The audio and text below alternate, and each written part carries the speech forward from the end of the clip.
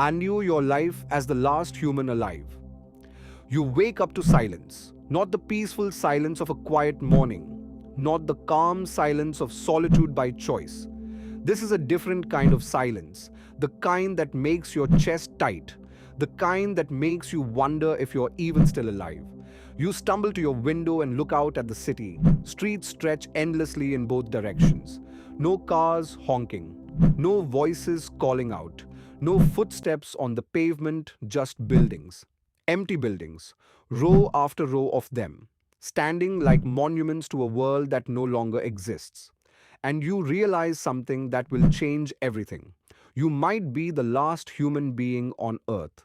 The thought doesn't feel real at first. It feels like a dream you'll wake up from. But as you move through your apartment, as you turn on the television to static, as you try calling 911 and hear only the sound of your own breathing, the reality begins to settle into your bones. Everyone is gone, your family, your friends, the billions of people who filled this planet just yesterday, gone, and somehow, impossibly, you remain. The first few hours are the hardest. You search desperately for answers. You check your phone for messages that never come. You refresh news websites that stopped updating. You listen to emergency broadcasts that repeat the same final message over and over. A recording of a world that's already dead. But then something shifts inside you. The panic begins to fade, and in its place comes a question that will define everything that follows. What do you do now? You stand in the middle of your apartment, surrounded by everything you've ever owned, and realize that none of it matters anymore. Your job, your career, the things you were saving for, they're all meaningless now.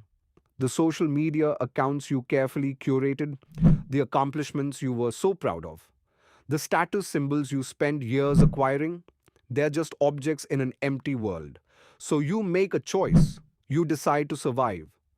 The first week is about logistics. You gather supplies. You move to a grocery store because it has everything you need in one place. You learn which foods last longest, which water sources are safest, which medicines you might need. You become a scavenger, collecting the remnants of civilization like artifacts from an ancient museum. But survival is only the beginning. As days turn into weeks, you begin to realize that staying alive and actually living are two very different things. You could exist in this empty world for decades. You could move from house to house, never wanting for anything material. But what would be the point? What are you surviving for if there's no one to share it with? No one to love, no one to help, no one to matter to. This is when the real struggle begins. The loneliness becomes unbearable. You hear your own voice and it sounds strange, foreign, like it belongs to someone else. You start talking to yourself just to remember what human conversation feels like. You create routines not because you need them, but because the structure keeps you sane. Wake up, eat, work, sleep, repeat. It's the rhythm of a life that still means something, even if only to you. You begin to wonder about the others. Where did they go? Was it sudden or gradual? Did they suffer? Did anyone else survive? Is there even a possibility that you're not actually alone? So you decide to search. You drive through empty highways, past abandoned cars and silent towns. You search radio frequencies hoping to find another voice. You leave messages in bottles and on signs, hoping that somewhere someone will find them. You climb to the top of skyscrapers and shout into the void, knowing no one will answer but unable to stop trying. The search becomes your purpose. It becomes your reason to keep moving forward. And then one day, you find something.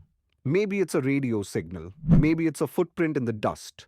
Maybe it's just a feeling, an intuition that tells you someone is out there. And in that moment, hope returns to you in a way you didn't think was possible. You realize something profound. Being the last human alive isn't about the absence of others.